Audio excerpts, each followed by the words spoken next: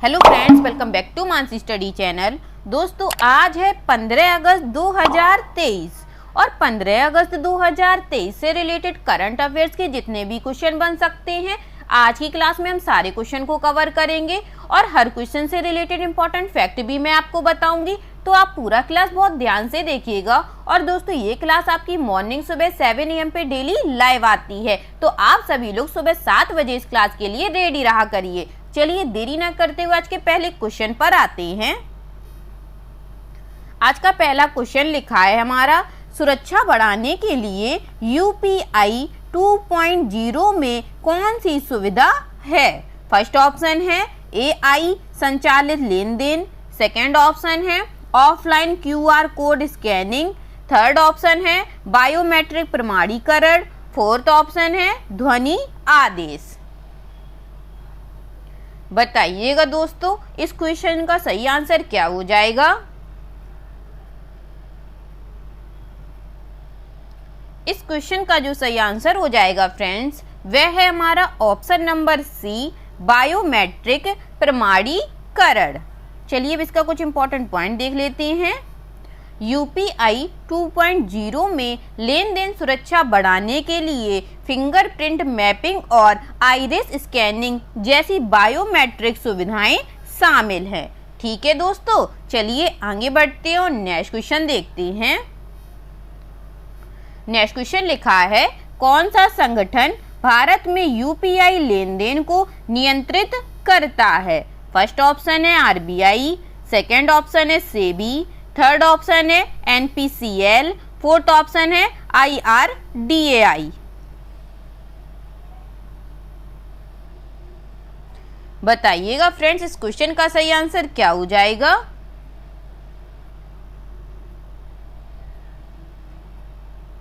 इस क्वेश्चन का जो सही आंसर हो जाएगा दोस्तों, वह है हमारा ऑप्शन नंबर सी, NPCI।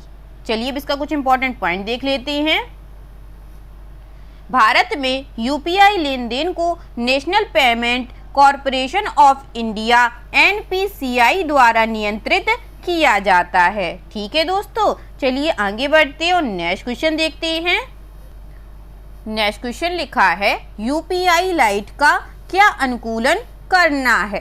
फर्स्ट ऑप्शन है बैंक खाता लिंकिंग, सेकेंड ऑप्शन है बड़े मूल्य के लेन देन, थर्ड ऑप्शन है छोटे मूल्य के लेन देन प्रसंस्करण, फोर्थ ऑप्शन है ऑफलाइन भुगतान विकल्प।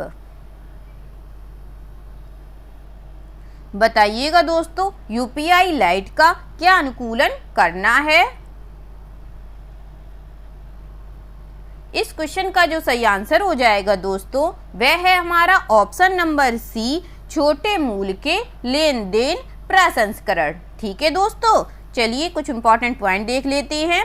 UPI लाइट त्वरित छोटे मूल्य के लेन देन के लिए प्रसंस्करण संसाधनों को अनुकूलित करता है, जिससे लेन देन विफलताएं कम हो जाती हैं। ठीक है दोस्तों, चलिए आगे बढ़ते हैं और नेक्स्ट क्वेश्चन देखते हैं। नेक्स्ट क्वेश्चन लिखा है, विश्व व्यापार संगठन WTO के वर्तमान महानिदेशक कौन है। फर्स्ट ऑप्शन है क्रिस्टीन लेगार्ड, सेकेंड ऑप्शन है एंजेला मर्केल, थर्ड ऑप्शन है नगोजी अंगोजा इवेला, फोर्थ ऑप्शन है जस्टिन ट्रूडो।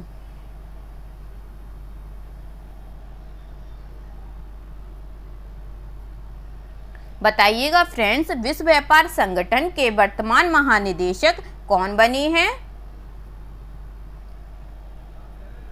इस क्वेश्चन का जो सही आंसर हो जाएगा दोस्तों, वह है हमारा option number C, Ngozi Okonjo Iweala बने हैं।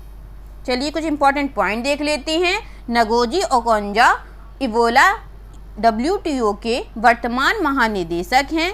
वह इस पद को संभालने वाली पहली महिला और पहली अफ्रीकी बन गई हैं। कौन बना है दोस्तों? Ngozi Okonjo Iweala. ठीक है दोस्तों, चलिए आगे बढ़ते हैं और नेक्स्ट क्वेश्चन देखते हैं। नेक्स्ट क्वेश्चन लिखा है, NFC तकनीकी UPI लेन देन में क्या सक्षम करती है। फर्स्ट ऑप्शन है सुरक्षित UPI पिन प्रविष्ट, सेकेंड ऑप्शन है QR code scanning. Third option है कमजोर कनेक्टिविटी के साथ ऑफलाइन भुगतान। फोर्थ ऑप्शन है बहुभाषा समर्थन।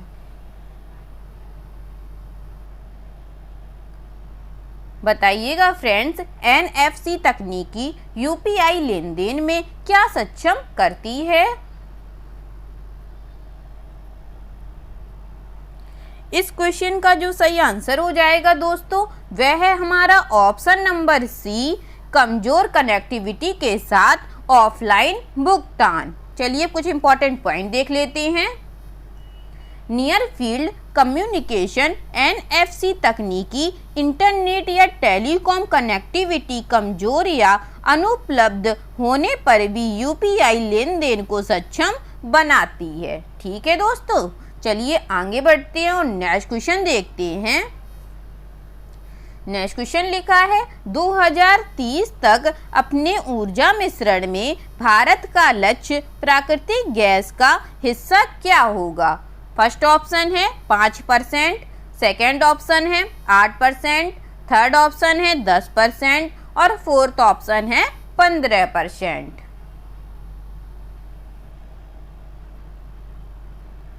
जल्दी से बताइएगा दोस्तों, 2030 तक अपने ऊर्जा मिश्रण में भारत का लक्ष्य प्राकृतिक गैस का हिस्सा क्या है?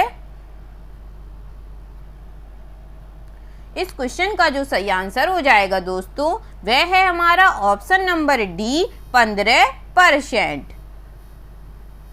भारत का लक्ष्य वर्ष 2030 तक अपने ऊर्जा मिश्रण में अपनी वर्तमान 6% प्राकृतिक गैस हिस्सेदारी को 15% तक बढ़ाना है, जैसा कि राज्य मंत्री रामेश्वर तेली ने कहा है। ठीक है दोस्तों, समझ गए आप लोग। चलिए आगे बढ़ते हैं और नेक्स्ट क्वेश्चन देखते हैं। नेक्स्ट क्वेश्चन लिखा है, किस कंपनी ने प्राकृतिक गैस की हिस्सेदारी बढ़ाने के अपने प्रयासों के हिस्से के रूप में भारत को LNG की आपूर्ति के लिए समझौतों पर हस्ताक्षर किए हैं? फर्स्ट ऑप्शन है भारतीय ऊर्जा निगम IEEC, सेकेंड ऑप्शन है कुल ऊर्जा गैस और बिजली, थर्ड ऑप्शन है प्राकृतिक gas consortium NGC, fourth option है पेट्रोफ्यूल इंटरनेशनल।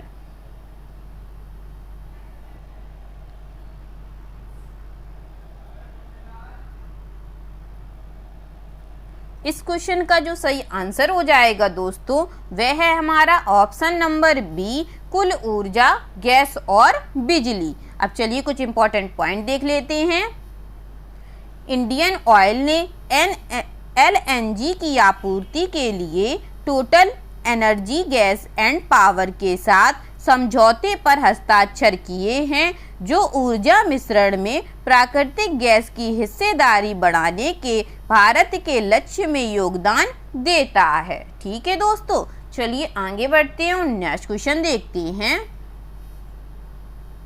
नेक्स्ट क्वेश्चन लिखा है, अभ्यास तालिस्मान सेबर किन दो देशों के बीच आयोजित एक वार्षिक सैन्य अभ्यास है?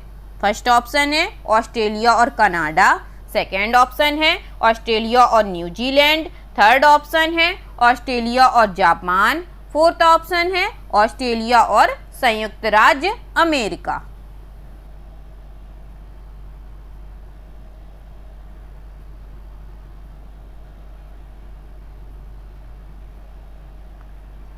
इस क्वेश्चन का जो सही आंसर हो जाएगा फ्रेंड्स, वह है हमारा ऑप्शन नंबर डी, ऑस्ट्रेलिया और संयुक्त राज्य अमेरिका। चलिए कुछ इंपॉर्टेंट पॉइंटों को देख लेते हैं।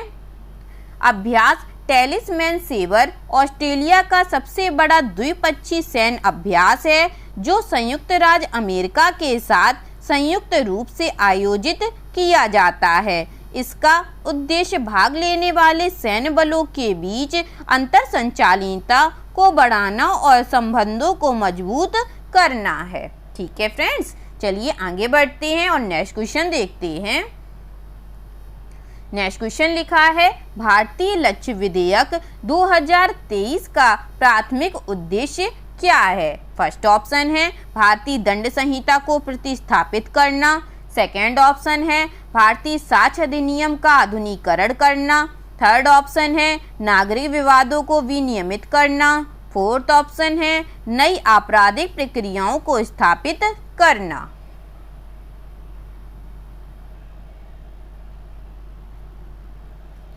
बताइएगा फ्रेंड्स, भारतीय लक्ष्य विधेयक 2023 का प्राथमिक उद्देश्य क्या है?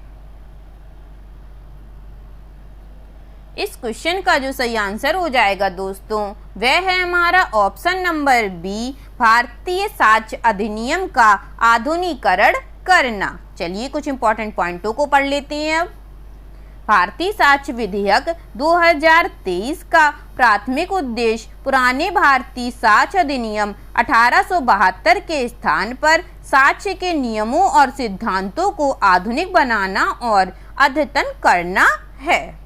चलिए आगे बढ़ते हैं दोस्तों और आज का लास्ट क्वेश्चन देखते हैं।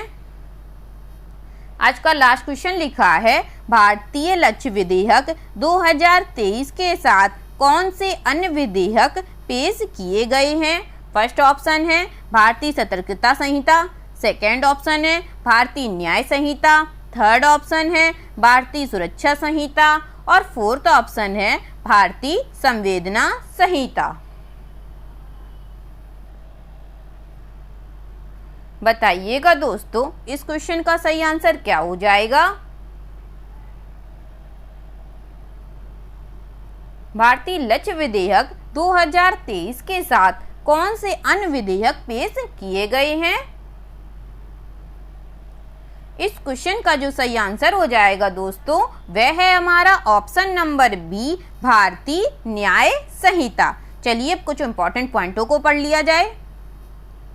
भारतीय साक्ष्य विधेयक के साथ दो अन्य विधेयक पेश किए गए हैं। भारतीय न्याय संहिता भारतीय दंड संहिता की जगह और भारतीय नागरिक सुरक्षा संहिता आपराधिक प्रक्रिया संहिता की जगह। ठीक है दोस्तों, आई होप आज के सभी क्वेश्चन आप लोगों को बहुत अच्छे लगे होंगे दोस्तों, और क्लास बहुत अच्छी लगी होगी और सभी फैक्ट आपको अच्छे से समझ में आ गए होंगे। और दोस्तों आप सभी को मेरी तरफ से 15 अगस्त की बहुत बहुत शुभकामनाएं। आज स्वतंत्रता दिवस के अवसर पर हम लोग एक प्रण लेंगे कि हम लोग जितनी भी अपनी स्टडी होगी वह अपने तन मन और धन से करने वाले हैं। कभी भी स्टडी करते टाइम हम किसी को धोखा नहीं देंगे, हमेशा अच्छे और आज़ादी की तरफ हम लोग अपना हाथ आगे बढ़ाएंगे। तो स्वतंत्रता दिवस की आप सभी को मेरे तरफ से लख लख बधाइयाँ। चलिए आज के लिए इतना ही, शेष हम लोग कल को पढ़ेंगे। और क्लास अच्छी लगी हो दोस्तों तो प्लीज़ इस क्लास को लाइक कीजिएगा, शेयर कीजिएगा और मेरे चैनल को सब्सक्राइब कीजिएगा, Mansi study channel. Thank you दोस्तों।